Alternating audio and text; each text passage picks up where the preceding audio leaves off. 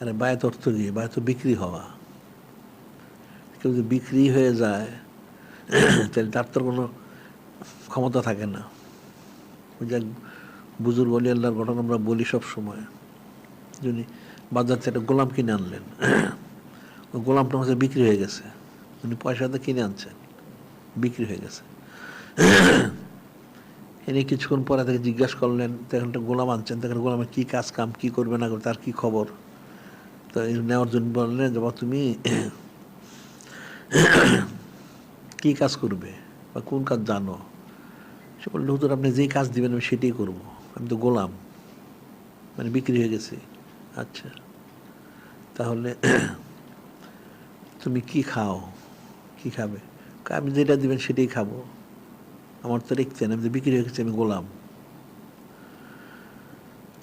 তাহলে কি পড়বে? আপনি যেটা দিবেন, কারণ বিক্রিত গোলাম, তার তো কোনো ইচ্ছে থাকতে পারে না, আপনি যা দিবেন সেটাই আমি পড়বো। কোথায় থাকবে? যেখানে রাখবেন। যেহেতু গোলাম তো বিক্রি হয়েছে, তার তো কোনো কাকু ইচ্ছে থাকতে পারে না। আচ্ছা, সেজন্য তোমার নামটা কি? আপনি যে নামে ডাকবেন, গোলামের কোনো নাম নেই, গোলামের নাম তো গোলামি। তখন বুজুর্গ ব্যক্তি কাঁদতে থাকলেন। যখন কাঁদতে থাকলেন, ওনার মুরিদ মোতাকার যারা ছিল সবাই তাজ্জুব হইল, এটা কী ব্যাপার।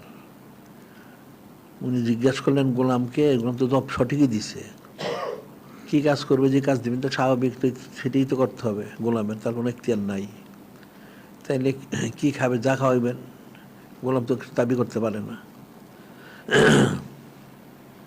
কোথায় থাকবে? যেখানে রাখবেন। কি পড়বে? যেটা দিবেন। শেষ পর্যন্ত নামটা কি? গোলামের তো কোনো নাম নাই, মনিবে যে নামে ডাকে সেটাই গোলামের নাম।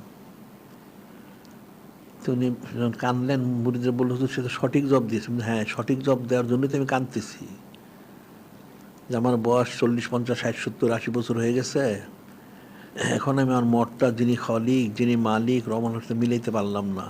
আর এই গোলামটাকে আমি পয়সাতে কিনে আনছি, বানাই নাই।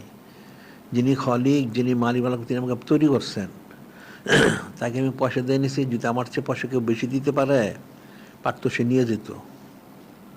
মাত্র কয়েক ঘন্টা হইল, নিয়ে আসলাম।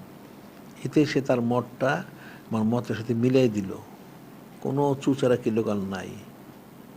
এই জন্য আমি কাঁদতেছি। গোলাম হইতে এরকম হইতো যে বিক্রি হয়ে যায়, তার তো মত থাকতে পারে না। যদি সে মত পেশ করে